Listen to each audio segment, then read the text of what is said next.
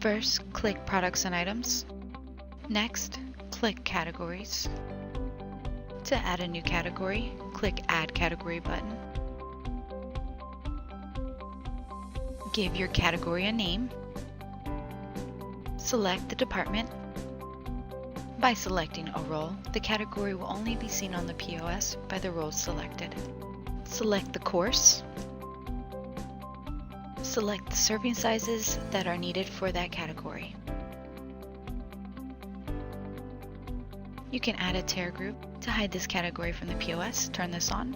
To hide it from online ordering, turn this on. Or to hide in the kiosk, turn this on. Conversational will display the items up and down. To include default kitchen printers, label printers, or restrict printers for this category, turn these toggles on. Select your tax for this category. Add your printers.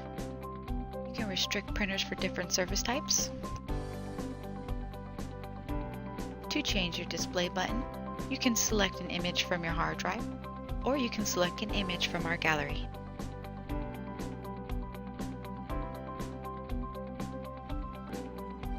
Once selected, you can see a preview here. You can program the category to only be shown on applicable time periods, which you will select here. Once you're done, click Save and Publish to the POS.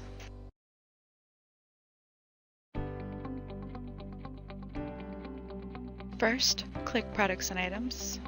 Next, click Subcategories. To add a new subcategory, click Add Subcategory button. Give your subcategory a name. Next, select the course. Then you'll choose the category which this subcategory will fall under. By default, it will apply all the serving sizes from the category selected. You can add a tier group.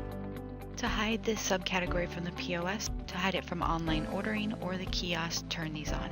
To display your items in conversational, turn this on. To include the category taxes, kitchen printers, or label printers settings, turn these on.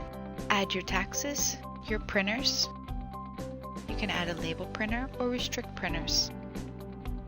You can change the display button by selecting the color. You can select an image from your hard drive, or you can select an image from our gallery. You can program the subcategory to only be viewed during an applicable time period. Once complete, click Save and Publish.